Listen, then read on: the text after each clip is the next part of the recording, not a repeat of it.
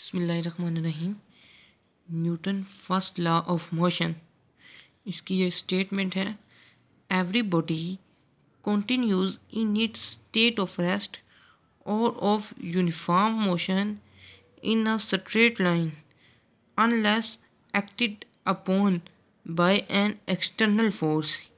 यानी कोई भी बॉडी जो अपनी रेस्ट की हालत यानी रेस्ट पर हो या कोई बॉडी यूनिफॉर्म मोशन के साथ स्ट्रेट लाइन पे मूव कर रही हो, उस वक्त तक ये अपनी इस हालत से बदलेंगे नहीं, यानी कॉन्टीन्यूस रहेंगे। अगर रेस्ट पे है तो रेस्ट पे ही रहेगी, और अगर यूनिफॉर्म मोशन के साथ मूव कर रही है तो मूव ही करती रहेगी उस वक्त तक जब हम कोई उस पर एक्सटर्नल फोर्स नहीं लगाएंगे। अब इसकी एग्जांपल से समझते हैं। एक एग्जांपल क्या है, यानी ये मेरे पास पॉइंट ए है, ये मेरे पास पॉइंट बी है। इनके यानी ये रास्ता बनाया हुआ है, ये पॉइंट ए है, ये पॉइंट बी है। ये एक फुटबॉल है मेरे पास, ये पॉइंट ए पे है और ये एक रेस्ट पोजीशन पे है, यानी ये पड़ा हुआ है इसी तरह। अब मैं चाहूँगा कि फुटबॉल को पॉइंट बी तक मूव कराऊँ। अब फुटबॉल तो रेस्ट पे है, वो एक बेजान चीज़ है, वो ख़ुद तो मूव करके तो नहीं जा सकती यहाँ तक, यानी फुटबॉल यहाँ तक खुद तो मूव करके तो नहीं जा सकता ना। इसलिए मैं इस पर एक फोर्स अप्लाई करूँगा। अब फोर्स अप्लाई करूँगा यानी किक मारूँगा तो जाहिर सी बात है वो कि वो फुटबॉल इस पॉइंट तक मूव होके जाएगा। देखें, अब ये एग्जांपल समझने की चीज़ है। देखें, पॉइंट जब इस पे फोर्स लगाई तो ये पॉइंट बी पे गया। अब पॉइंट ए पे वो रेस्ट पे था, अब फोर्स लगाने के बाद वो पॉइंट बी पे गया। क्यों? अब देखिए, वो जब रेस्ट पे था तो वो अपनी कॉन्टीन्यूस पोजीशन पे था। डेफिनेशन क्या कहती थी कि कोई भी बॉडी अपनी रेस्ट पे हो तो वो अपनी कॉन्टीन्यूस पोजीशन पे हो। अब देखिए, एक रेस्ट वाला केस है, अब ये अपनी कॉन्टीन्यूस पोजीशन पे था तो इस पर मैंने फोर्स अप्लाई की। तो अब देखें, उस वक्त तक कॉन्टीन्यूस पोजीशन पे था जब तक मैंने फोर्स उस पर अप्लाई नहीं की थी।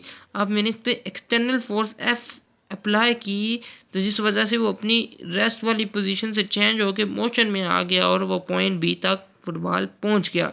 ये इसमें लिखा है कि a football is at rest, we want to football is move towards point B but not applied external force on football. यानी उस वक्त तक मैंने एक्सटर्नल फोर्स नहीं अप्लाई की। Finally we kick the football and moving toward point B, यानी ये point B की तरफ आखिरकार चला गया। यानी फिर एक बार समझ लें कि एक फुटबॉल है, वो अपनी रेस्ट पोजीशन पॉइंट ए पे था, मैं चाहूँगा कि उसको पॉइंट बी की तरफ मूव कराऊँ।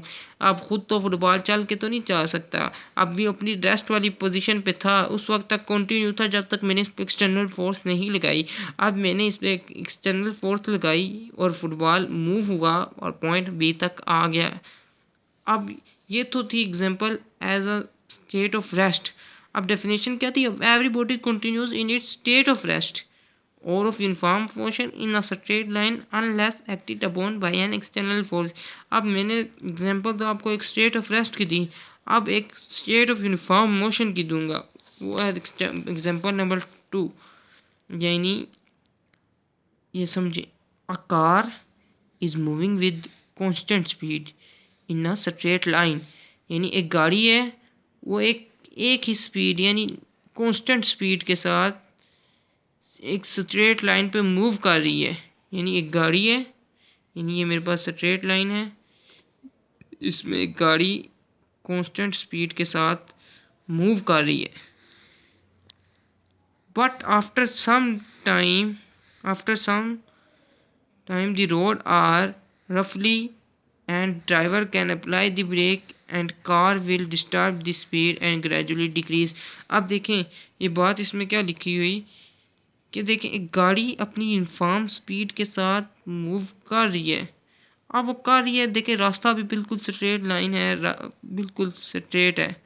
अब थोड़ा सा आगे जाके ना रास्ता थोड़ा रफ हो जाएगा, यानी मिसाल के तौर पे वो ज़मीन थोड़ी रोड जो सी होगी वो उसमें खड्डे वगैरह या बहुत से वो होंगे ना, यानी बहुत उसकी हालत नाजुक होगी। उस वजह से अब क्या होगा कि वो वहाँ पे गाड़ी की वो वाली स्पीड नहीं रह सकेगी। ज़ाहिर सी बात है, जो स्ट्रेट लाइन पे आप रियल लाइफ में देखें कि जब कोई गाड़ी स्ट्रेट लाइन पे कितनी तेज़ मूव करती है, और जब वो एक बैंड पाथ पे जाती है, यानी एक नाजुक सूरत हाल जिस रोड की होती है, उस रोड पे जाएगी तो गाड़ी की वो ज़ाहिर सी बात है वो उस पर काबू नहीं रख पाएगी गाड़ी खुद पे, यानी वो स्लिप आगे ब्रेक अप्लाई करेगा, यानी उस पर ब्रेक अप्लाई करेगा, उसकी स्पीड को चेंज करेगा, उसकी स्पीड थोड़ी स्लो होगी, यानी जो इस स्पीड पे इस रोड पे जो स्पीड से मूव कर रहा था वो इस स्पीड से इस रोड पे मूव नहीं कर सकेगा। अब देखें डेफिनेशन क्या थी कि state of uniform motion continues.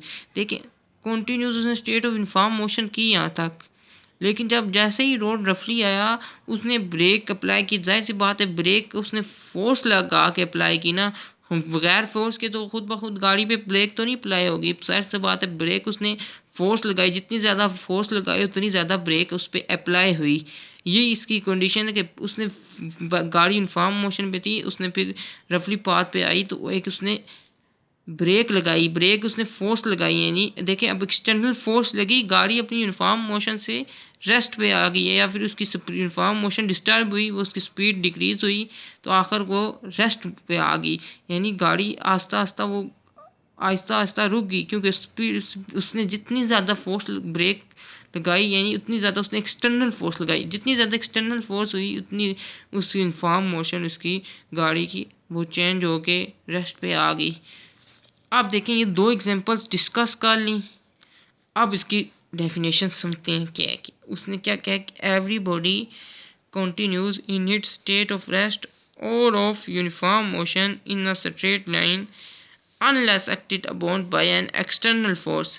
देखें अब सिंपल कोई भी बॉडी है स्टेट ऑफ रेस्ट पे हो, वही फुटबॉल वाली एग्जांपल, या और ऑफ यूनिफॉर्म मोशन, या देखें वो गाड़ी वाली example, in motion in a straight line यानी स्ट्रेट लाइन पे हो, तो देखें अब गाड़ी भी स्ट्रेट लाइन पे मूव कर रही है, फुटबॉल रेस्ट पे है, ये दोनों क्या होंगे उस वक्त तक कंटिन्यूस होंगे। जाहिर सी बात है अब अनलेस एक्टेड अपॉन उस वक्त तक कंटिन्यूस हो गई, यहाँ तक ये बात होगी unless acted upon by an external force, उस वक्त तक जब तक कि हम उस पर कोई एक्सटर्नल फोर्स नहीं लगाएंगे। एक्सटर्नल फोर्स लगेगी तो जो सी रेस्ट पे थी वो मोशन पे आ जाएगी, और जो सी मोशन में थी चीज़ वो रेस्ट पे आ जाएगी। देखिए अब उसकी पोजीशन क्या होगी, डिस्टर्ब होगी। तो यही डेफिनेशन कहती है कि every body continues in its state of rest और of uniform motion in a straight line unless acted upon by an external force, यानी उस वक्त तक अपनी स्टेट ऑफ रेस्ट या स्टेट ऑफ यूनिफॉर्म मोशन पे रहेंगे जब तक कि हम उस पर एक्सटर्नल फोर्स नहीं लगाएंगे। ये तो थी इसकी एग्जांपल। अब एक पॉइंट है कि Newton first law of motion is also known as law of inertia. Law of inertia वही कि इनर्शिया किस पे डिपेंड करता है, मैस पे। अगर जितना ज़्यादा मैस होगा उतना ज़्यादा इनर्शिया होगा। इनर्शिया के भी यही क्या है, वो क्या करती है अपनी स्टेट ऑफ रेस्ट या स्टेट ऑफ मोशन की जो से चेंज को उसको रिसिस्ट करती है, यानी उसको अपोज करती है। वो कहती है कोई बॉडी रेस्ट पे हो तो रेस्ट पे ही रहेगी रहनी चाहिए, और कोई बॉडी मोशन पे हो तो मोशन में ही रहनी चाहिए। ये इनर्शिया के टॉपिक में आपको ब्रीफली इसकी एग्जाम्पल और एक्सप्लेनेशंस मिल जाएंगी। अब नोट क्या है, वही नोट है जो सा मैंने पूरा निचोड़ कि first law of motion is valid only in the absence of net force, यानी फर्स्ट लॉ ऑफ मोशन सिर्फ और सिर्फ वैलिड करता है उस वक्त तक in the absence of net force, जब तक कि नेट फोर्स अप्लाई हो। जाहिर सी बात है फिर एक बार देख लें कि जब फुटबॉल रेस्ट पे था तो उस वक्त तक ही रेस्ट पे रहेगा कि जब तक मैं उस पर फोर्स नहीं लगाऊंगा। अब मैं जब रेस्ट पे था तो मैं उस पर फोर्स लगाऊंगा तो जाहिर सी बात है वो मूव करेगा, उसको किक मारूंगा तो वो मूव करेगा ना, बगैर किक के तो वो अपनी रेस्ट वाली पोजीशन पे ही रहेगा। तो गाड़ी मूव कर रही है तो वो उस वक्त तक ही मूव करती रहेगी जब तक कि उस पर मैं या कोई जब तक कि मैं उस पर कोई एक्सटर्नल फोर्स यानी ब्रेक अप्लाई नहीं करूँगा। अब जितनी ज़्यादा मैं ब्रेक अप्लाई करूँगा गाड़ी उतनी जल्दी रुकेगी, जितनी कम मैं ब्रेक अप्लाई करूँगा उसको रुकने में दिक्कत होगी यानी कम रुकेगी। यही सारी उसकी एग्जांपल का निचोड़ है कि first law of motion is valid only in the absence of net force, यानी जब तक कि नेट फोर्स नहीं होगा तो first law of motion valid ही नहीं होगा, क्योंकि नेट फोर्स पे सब का सब डिपेंड कर रहे हैं। यानी जब तक फोर्स किसी पोजीशन पे नहीं लगी यानी किसी बॉडी पे नहीं लगेगी उस वक्त तक वो अपनी पोजीशन यानी अपनी उस जगह से चेंज नहीं होगा, बेशक वो स्टेट ऑफ रेस्ट हो या स्टेट ऑफ मोशन हो। ये इसकी एग्जांपल थी, ये था सिंपल सा टॉपिक। ये लॉन्ग क्वेश्चन या शॉर्ट क्वेश्चन में भी पूछा जा सकता है। शुक्रिया।